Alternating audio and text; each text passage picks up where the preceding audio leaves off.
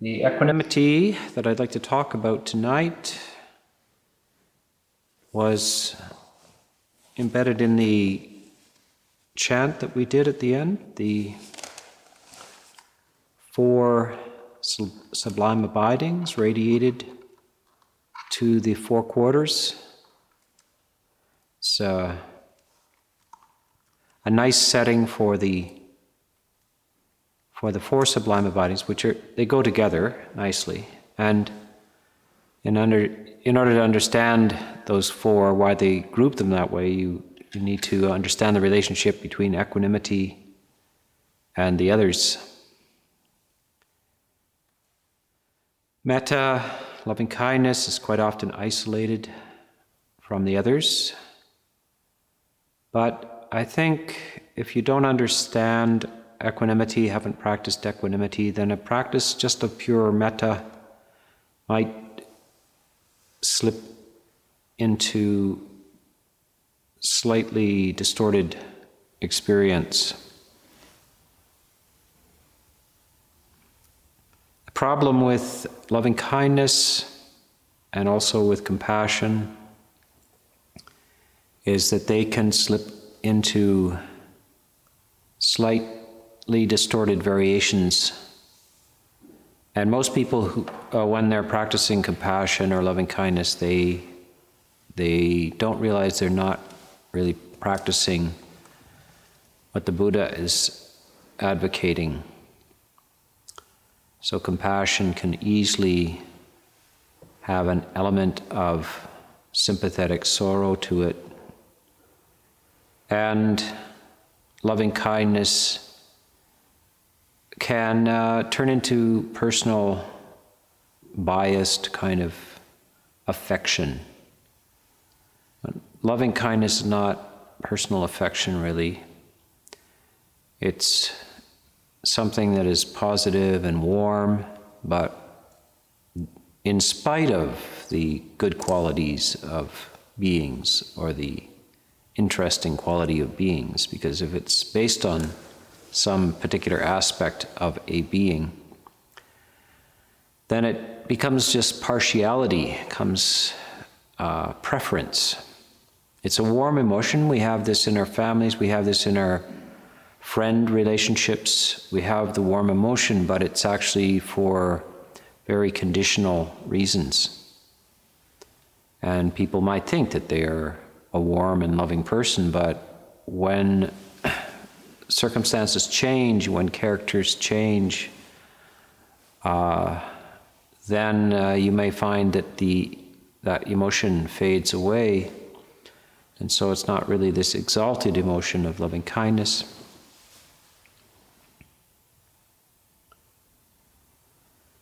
Equanimity plays its part in this as well. It's there to balance loving kindness. It's the coolness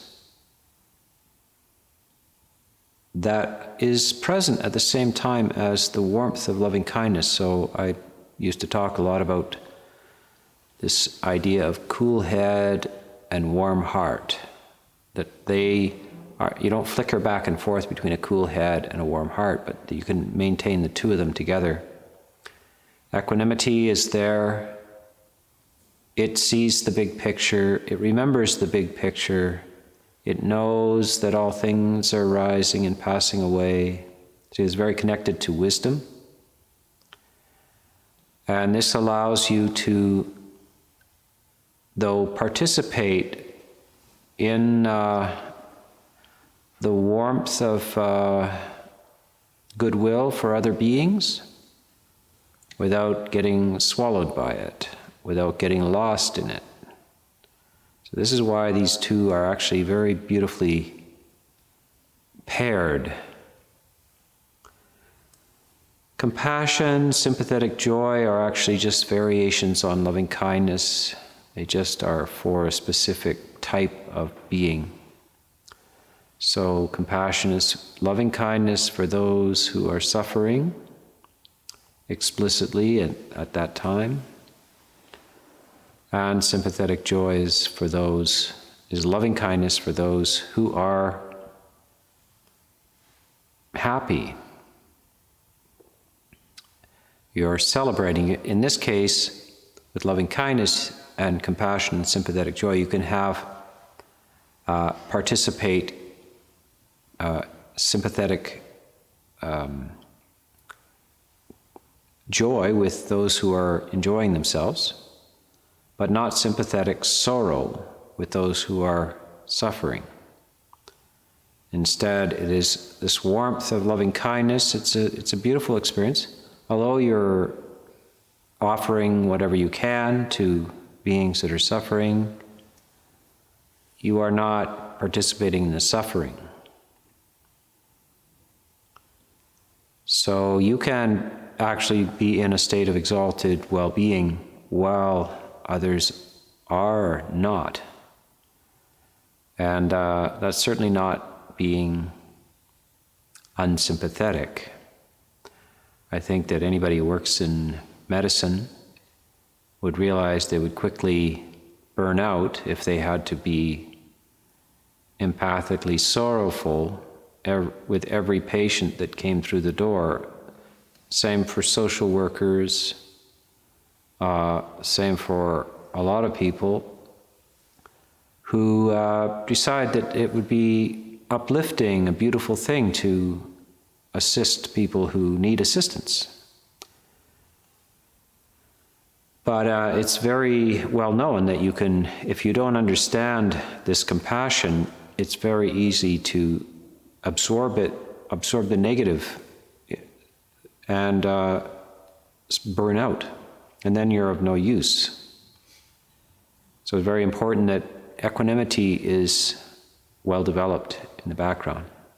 And I'd be really nice to give courses to nurses and doctors and psychiatrists and social workers and teachers, especially elementary school teachers all the way through, including professors in universities.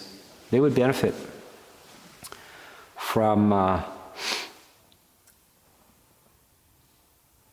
courses which both cultivate goodwill, loving kindness, and equanimity, because it's not well understood in the West. It's not all that well understood anywhere, but in the West, there's a particular spin on this. It's a kind of a legacy from Christianity, I think. Christianity is very different than some of the attitudes that the Greeks had. Again, the early Greek philosophers were very well acquainted with equanimity and the necessity for it, and some of the Roman philosophers as well. The Stoics, etc., are well acquainted with it, but Christianity, in some ways, I think it's a slight misunderstanding, but they sometimes celebrate suffering, and it gets confused sometimes that the sorrow, the heavy sorrow that you're carrying is a kind of a necessary part of the Christian vision. And that whether you're a Christian or not, or ever went to church or anything, it's floating around. And it's still part of the ethos, so it's something to inspect in oneself. Have you really clarified this injunction by the Buddha to free yourself from this unnecessary suffering, even in the face of the suffering of others? And it is quite amazing how bad life can be for people. They get involved in just dreadful, not just intense, brief periods, but just sustained long years and decades of very painful emotional confusion, disaster. And to look at that, it's very easy for most people to either shut down or to sink into despair over that. Now, the Buddha does not approve of that. He himself thought he'd had enough of samsara and encouraged people to awaken to that as well. Remember the sights that he saw in the story of the Bodhisattva going out of the palace. He saw the old man, the sick man, the dead man, and the renunciate, some sort of yogi going off into the forest in a very unworldly way, wearing some sort of robe, renouncing engagement in the world, because the world, when that hit his consciousness, it withered his enthusiasm, since this is an intrinsic part of human existence.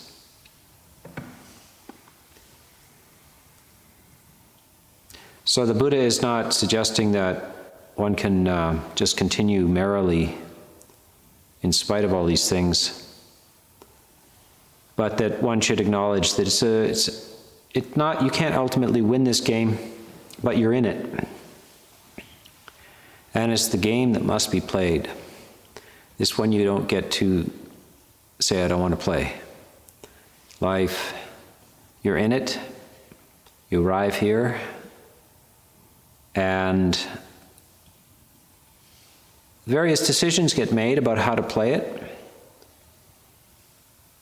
Some are disappointed by it and check out, but that is unskillful. What I mean by check out is they either commit suicide or they numb themselves with various drugs and alcohol and so forth. It's just the avoidance of things because it's very painful. And others avoid it by developing a philosophy of eternalism, where one will enter heaven and remain there forever. These are both attempts to solve the problem of existence. The Buddha is not taking up either of those extremes. Those are shallow solutions. And the Buddha, again, he doesn't think, he just does not, is not convinced that there is any eternal blissful existence. Any existence has entropy built right into it. Certainly in modern times, in scientific vision of the universe, no one thinks anymore that the universe is stable and eternal. It's surprising how recent that is. Right up to the early 20th century, lots of scientists assumed that the universe is stable and quite possibly eternal. Those who were trying to formulate ideas about the universe outside of a religious view, they had no particular reason to believe that it wasn't stable. It's only as astronomy and astrophysics developed that they began to realize that it was not eternal, that these stars and so forth were actually being extinguished. And then more upsetting news that everything is moving away from you at a rapid rate, which became the idea of the Big Bang. That's recent, very recent. By the way, it was a Catholic priest that made that discovery. Happened to have a PhD in astrophysics, but he was the one that recognized that the universe is expanding, and that the implications of that is that it's expanding from a point. So this is, suddenly we're in the Buddhist universe, where nothing is stable, including the entire universe is moving, disintegrating.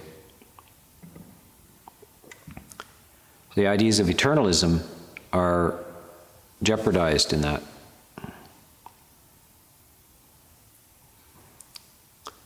I notice, though, that annihilationism is becoming more popular. So that's a solution that the Buddha rejected as well. Not a good solution. Annihilation occurs in many ways, like suicide is one of them, but temporary annihilation, like just sleeping too much or medicating to dim the experience, or just distracting yourself. These are attempts to solve the issue by eliminating the situation. So the Buddha has to come up with some viable alternative, some way to be in what he recognizes as a place where you can't find a stable, lasting, safe place in it. And the opposite, the avoidance, the checking out is also unsatisfactory. And so he has to find some way to be in it, because you are in it, and at the same time not fooling yourself that there's some place that you can get stable safety.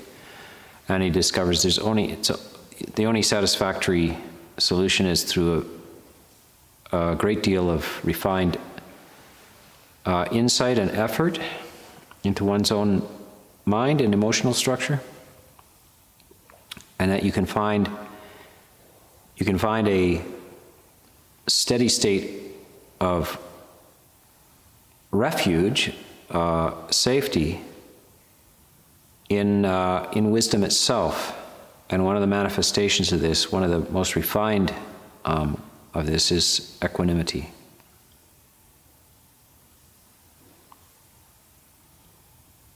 But he doesn't discount the warmth. People find the idea of just withdrawing into a kind of a coolness ignores kind of your whole biological structure, which yearns for warmth, quality of warmth and interaction and relationship to other beings. So he's very careful with that. And he says that he introduces this for the first time in the world, that nobody has ever taught this before. Nobody has ever described universal, unconditional loving kindness. And at first when you hear that, you think, there must be...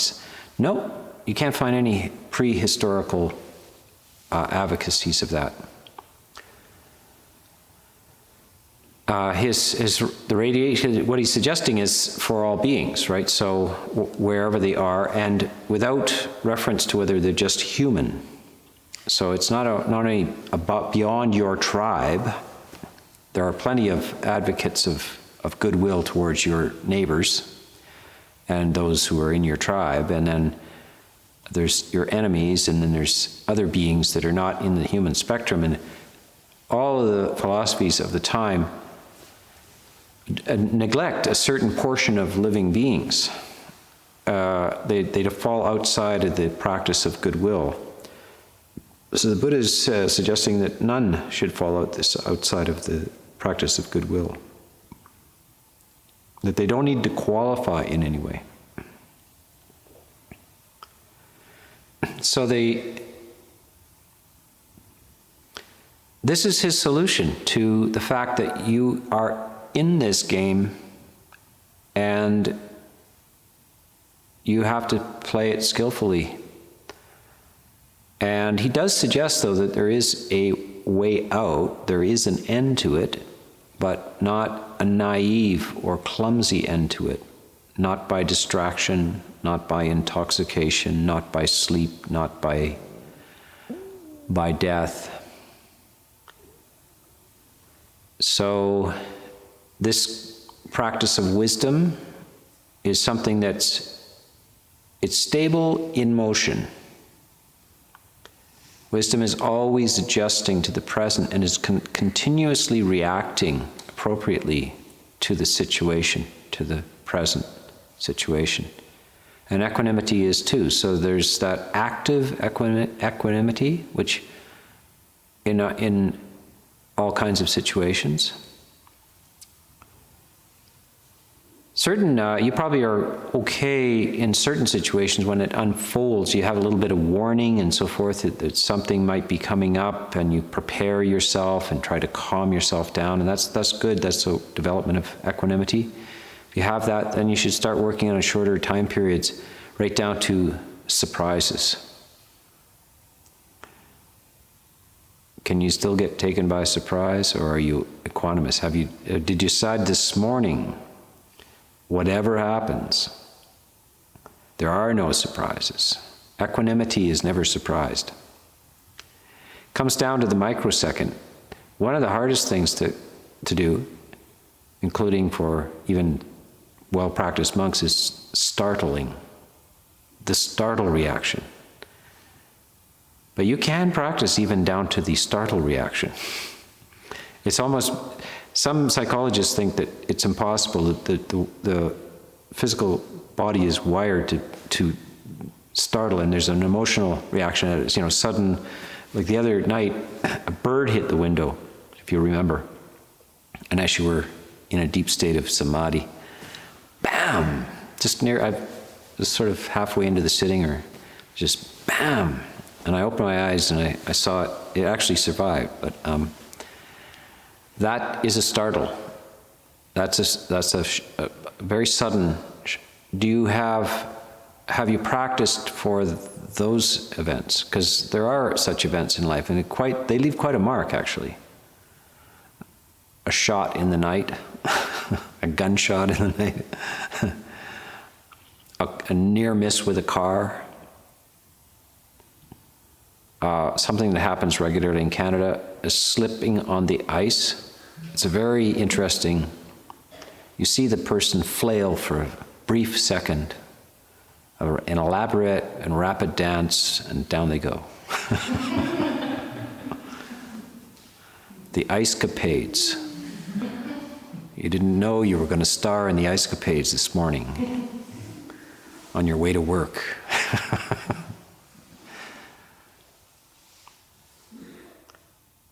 It's really interesting to work with that, because there's plenty of times to practice that, to see how you do. Watch your reaction in very short periods when it something like a sound like that, a startling sound, a startling situation. You can work down to the finest, shortest periods. See if you can undo your startle reaction even. It's possible, actually. There's been some studies on this, actually, with monks and meditators. And psychologists presumed that you couldn't do it, but what they do is they put headphones on you with a gunshot. So it's very loud, and it's a recording of a gun going off.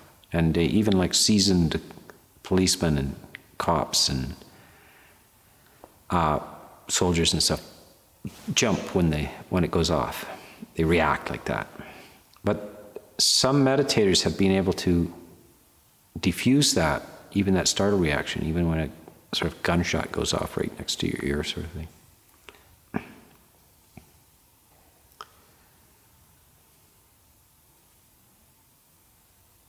So it's like keeping an eye. This form of equanimity is keeping an eye on your resistance and your shock, you being shocked by a situation, or falling into sadness, etc. This is keeping you up, light, free in the midst of this. Now, what's interesting about this is this really an emotion?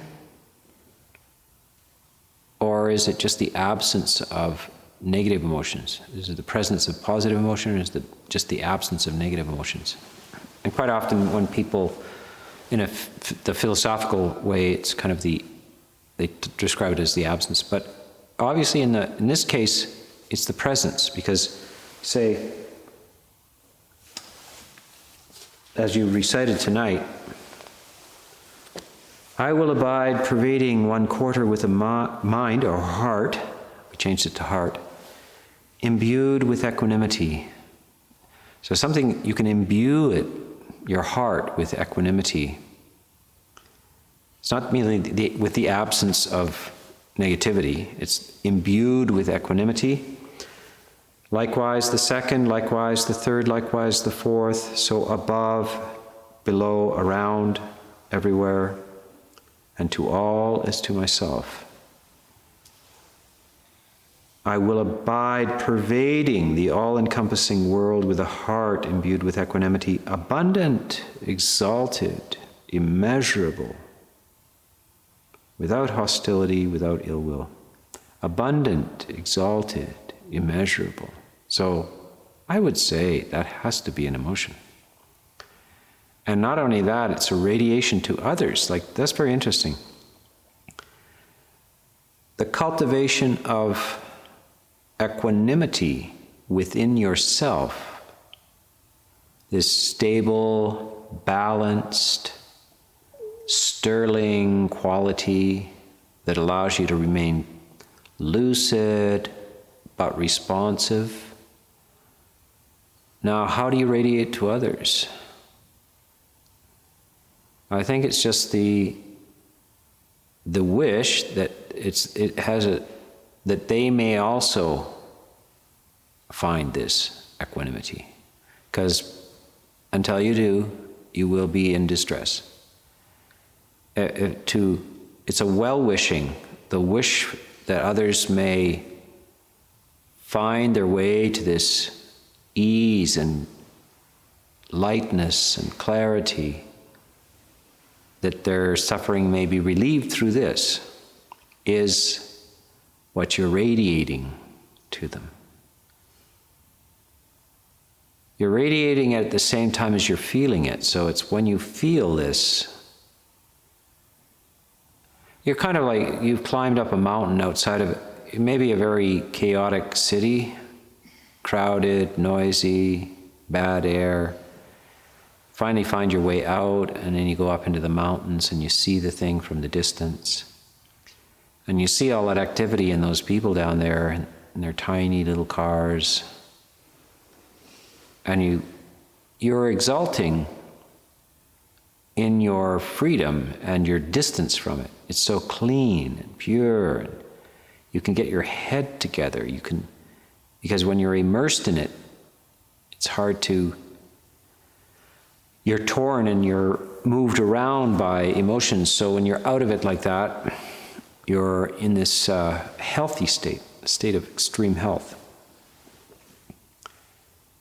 And then what comes up is that may they all find their way out of that congestion to a much more exalted vision of life.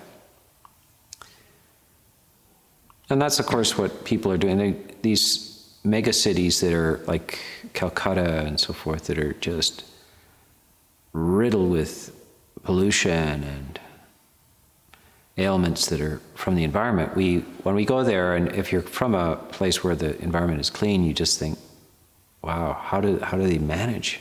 It's oppressive, it's continuously oppressive, and your immediate wish would be that they would discover what clean air feels like, and what a clean environment, how uplifting that is to the human psychology. So that's the sharing of equanimity, it's the pureness, the clarity, the cleanliness of things.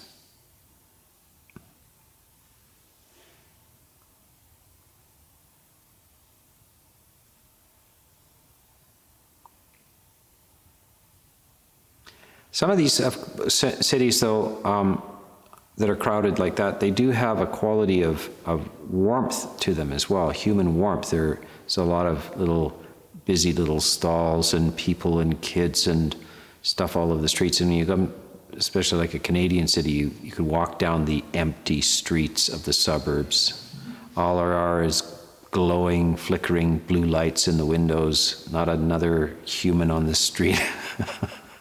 It's very clean and very sterile. There's an isolation, a lack of human warmth. And I think people who come from these more warmer countries are kind of taken aback by the absolute emptiness of the of the streets and the places. Just buildings, no people. So that is that we have to populate that. The cleanliness shouldn't be sterility.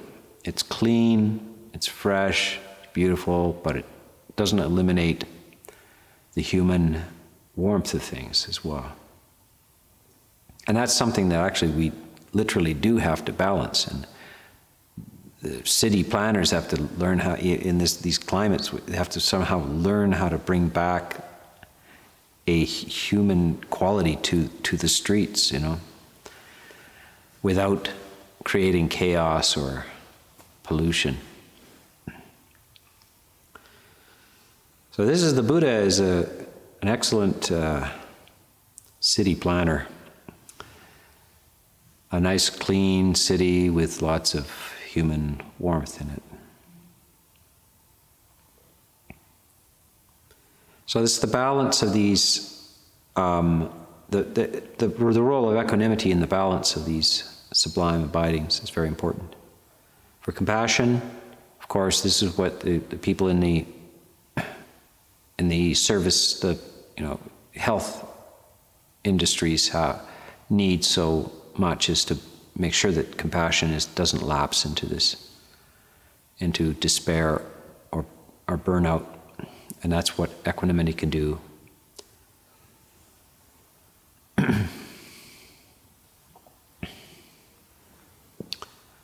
So that is a little encouragement and reminder to practice your equanimity, and practice it in all kinds of ways, both in being startled and shocked, and also long-term stressful situations. Learning to initiate this equanimity right first thing in the morning, before anything happens. You can't wait until something happens to do equanimity. It has to be initiated, cultivated, deepened, developed, pervasive. We do this with the loving kindness. The 11 benefits of loving kindness has a preamble to it. It's about 8 or 9 repetitions of how much practice this really requires. And equanimity is every bit as much. It's something you practice all the time. You remind yourself all the time. You start the day this way. You remind yourself through the day. And you finish the day this way.